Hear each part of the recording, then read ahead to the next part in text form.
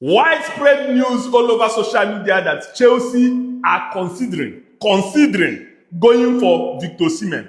There is a very reputable source that is reporting this. This is the same guy that reported that Xabi Alonso will be joining Chelsea. Very reputable. Now, Chelsea are back again for Victor Osimhen. Probably it might be the icing on the cake for Xabi Alonso. Remember, we've been talking about the experience, ripe and ready-made striker.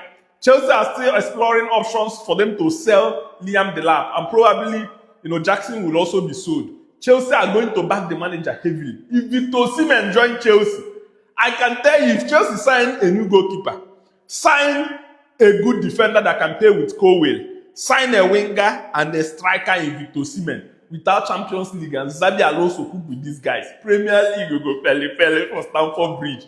And the good thing now is that Pep Guardiola is leaving. So we can't say that everybody is being scared of Pep Guardiola. Without Pep Guardiola, every team have a chance. And Chelsea must do everything possible to put themselves in that bracket, because after Pep Guardiola, the next manager is Mikel Arteta. So we need to go there and compete with Arsenal. It's going to be crazy. I am looking forward to Victor Osimhen signing. It's going to give Chelsea more fan base in Africa. Osimhen is going to bang goals and fight for the team. Let me know what to think in the comment section. Do you like this news? Remember, we are beyond the match. Let's go. So Enzo Maresca is a snake. We are here blaming Todboli and Ebali. We didn't even know what happened behind the scene. Why Enzo Maresca left Chelsea? It is so obvious with this news we are hearing.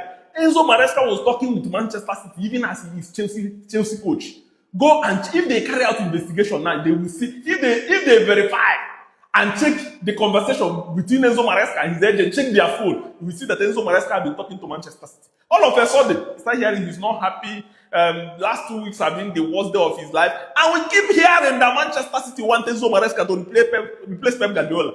I am telling Chelsea, make sure you collect that money you wanted to collect from Manchester City. Enzo Maresca is me and you next season, one-on-one. You think replacing Pep will be easy? Let me tell you the honest truth. Nobody will be easy to replace Pep. I remember when Sir Alex Ferguson left Manchester United, it was as difficult as hell for Moyes. You think if you just go in there, you start winning trophies. Let me tell you the honest truth. Managers, opponents will be ready to face you more than Pep. You don't have that aura. You're a good tactician. I respect you for that. But the man that you left Chelsea, and after you left Chelsea, you noticed something, guys. He went underground. He was not granting an interview. He just hid to allow the whole thing cool down so that he can slide into Manchester City like something slipping through the... Enzo Maresca, me and you're a wicked man. You made us to come and be arguing against our owners instead of you to say obvious, I want to resign, I want to join Manchester City. You made it as if the club did not support you, just left. No worry, we will see what happens. The news will be developing. We are here. I am surprised that I'm not seeing Manchester United fans commenting on this decision. When I made the video yesterday that this is a clear and obvious error from the VAR and from the referee, that goal should have been ruled out. That is a clear handball by Brian Mbeumo.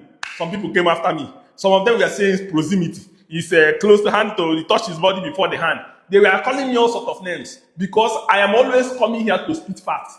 Today, Premier League have come out to say that second goal is an error. That the VAR made a mistake with the referee. That they shouldn't have allowed that goal to stand. Look at it here. Have you seen it? For me, I think any referee that makes this kind of errors, they need to be suspended throughout the season or at least 2 months. Because the reality is that when they make wrong decision, nothing like to penalize them. Why are you coming out to tell us now to beg Nottingham Forest to apologize to them is an error? But if a player makes a mistake, you give the player a red card. Why can't we find a way to punish the VAR? I think it's also important, like it happens in rugby, that we start hearing what the conversation of the referee and the VAR in real time. Let them play it on the speaker, let people hear, so that we can understand how they're thinking. Because this is a blatant, obvious error. I saw it I'm watching from home, I saw it clearly that it's a handball.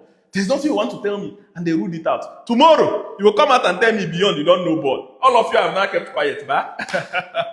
Let me know what to think in the comment section. Let's go.